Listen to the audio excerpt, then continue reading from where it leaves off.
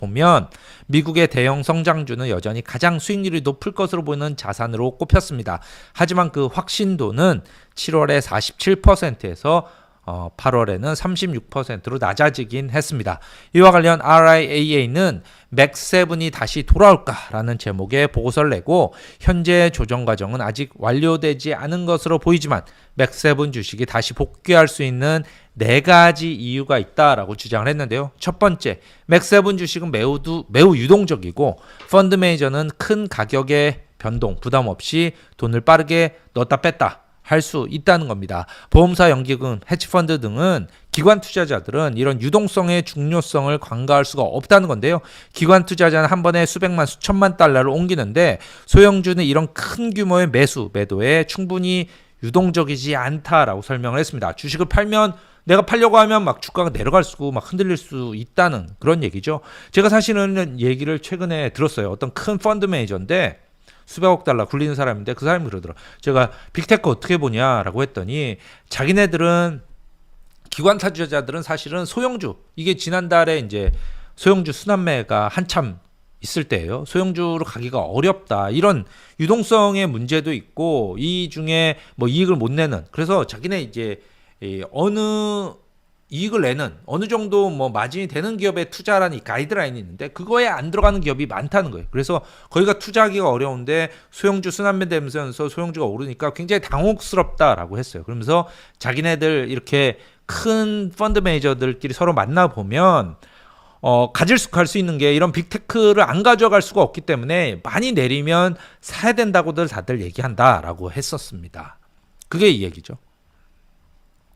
둘째, 패시브 펀드의 편입이 이어지고 있다는 겁니다. 투자자들이 이제 펀드 매니저들이 사고 파는 게 액티브 펀드죠. 그러니까 사람이 저거 좋아 사고 뭐 저거 나빠 팔아, 이게 이제 액티브 펀드고요. ETF처럼 상장지수 펀드처럼 이제 지수를 쫓고 뭐 무슨 요새 뭐 그러니까 테마별 ETF 이런 것들이 있잖아요. 그런 ETF 같은 것들이 이제 패시브 펀드인데 패시브 펀드의 돈이 지금 계속 더 들어가고 있죠. 요새 미국 전체 자산 지금 거의 반반이에요. 액티브 반, 패시브 반인데 최근 추세는 패시브 쪽으로 돈이 훨씬 많이 쏠려가고 있습니다. 이렇게 돈이 ETF 쪽으로 몰리면서 지난 10년 동안 ETF로의 자금 유입이 폭발적으로 증가했는데 이렇게 패시브 펀드에 들어오면 S&P 500을 지수를 쫓는 펀드 무조건 27%, 28% 맥7을 사야 되는 겁니다. 그냥 자동방으로 사야 돼요. 지수를 쫓아가려면 이걸 안 살 수가 없어요. 특히 나스닥 지수를 쫓는 그런 ETF들은 이게 비중이 훨씬 더 크죠. 예. 세 번째, 맥7은 중소형주보다 더 높은 이익 성장세를 지속하고 있다는 겁니다. 특히 경제가 지금 약화되는 게 명백한데 이게 뭐 침체로 갈지 양착륙 갈지 모르지만 연착륙도 어쨌든 약화하니까 연착륙을 하는 거거든요. 어떻게 될지 모르지만 중소기업들, 이런 경제가 둔화할 때는 중소기업들의 이익 성장이 수요 변화에 가장 취약할 수 있다라고 지적을 했습니다. 네 번째, 마지막으로 이게 가장 중요할 수 있는 거다라고 했는데요. 이들 맥7이 중소기업보다 훨씬 더 많이 자사주를 사들인다는 겁니다. 이들의 자사주 매수는 올해 1조 달러에 가깝고요. 내년에는 1조 달러를 초과할 것으로 관측이 됩니다. 애플 홀로 1000억 달러어치를 사들이기로 했죠. 애플이 지난 10년간 사들인 자사주가 얼마입니까? 모두 6,460억 달러. 6,460억.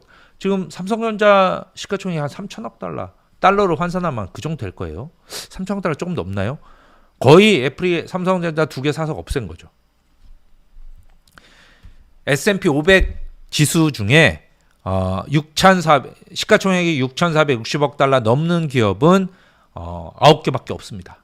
491개를 사서 그중에 아무나 하나라도 사서 없앨 수 있죠. 예. RIAA는 이는 자산 가격 상승을 뒷받침하는 사소한 요인이 아니다. 2000년 이래 기업 자사주 매입 규모는 전체 주식 순매수 수요의 거의 100%에 가까운 5조 5천억 달러에 달했다라고 분석을 했습니다. 그러면서 어닝 시즌이 거의 끝나가면서 이제 맥7의 자사주 매입 창구가 다시 열렸다라고 설명을 했습니다. 하지만 뭐 맥7